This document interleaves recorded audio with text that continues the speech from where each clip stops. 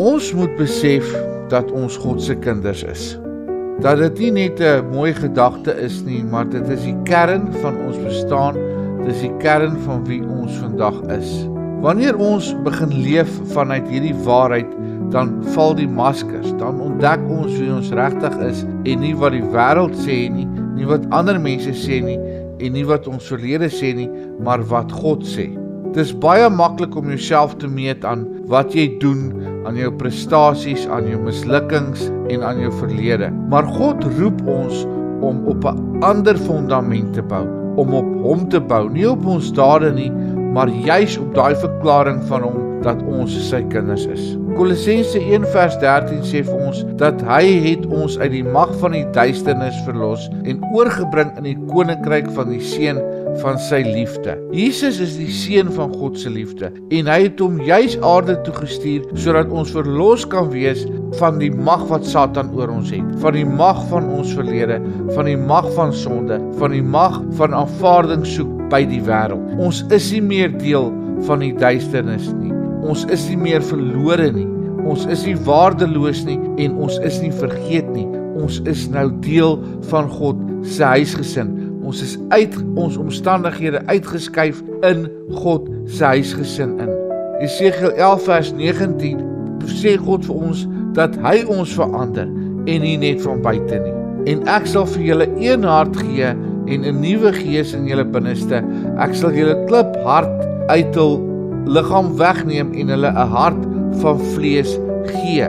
Met ander woorde, ons identiteit is nie net iets moois nie, dit is 'n bonatuurlike herskepping. Ons is nie meer dieselfde nie en ons kan onsself nie meer op dieselfde manier probeer meet nie. Titus 3 vers 8 sê, sodat diegene wat hulle hoop op God stel, sorgvuldig kan wees om goeie werke te beoefen. Hierdie dinge is goed en nuttig vir die mense. Ons moet ons hoop op God stel, want dan sal ons kan leef soos God wil hê ons moet leef. Dan sal ons kan bereik wat God wil hê ons moet bereik. Wanneer jy in die spieël kyk, moenie net die mens wat voor jou is sien nie, sien die kind van God raak. Sien raak dat deur Jesus Christus ons heeltemal anders is. Jy is nie meer die mens wat jy was nie.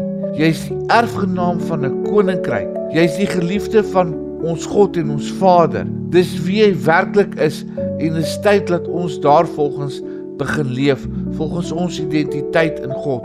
Dit is wat hy van ons wil hê. En om dit te kan doen, moet ons tyd by hom spandeer. Ons moet ons verhouding met hom moet ons dieper maak en ons moet hom soek in alles wat ons doen. As jy in 'n situasie kom en dit lyk vir jou verskriklik donker, begin bid, want jy is nie donker nie. Jy leef nie meer in die reëls van die duisternis nie. En God sal sy lig deur jou laat skyn as jy hom toelaat. Selfs al is daar 'n paar krake. Kom ons begin werklik ons identiteit in Christus soek en werklik leef soos hy wil hê ons moet leef. Hemelse Vader, ons dank U dat ons identiteit verander het. Ons dank U, Here, dat dit nie meer gaan oor wat ons reg kry en ons prestasies nie, maar wat U in ons lewe doen.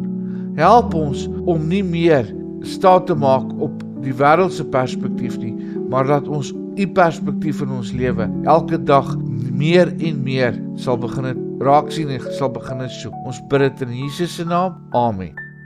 Onthou asseblief om hierdie video te like en te subscribe.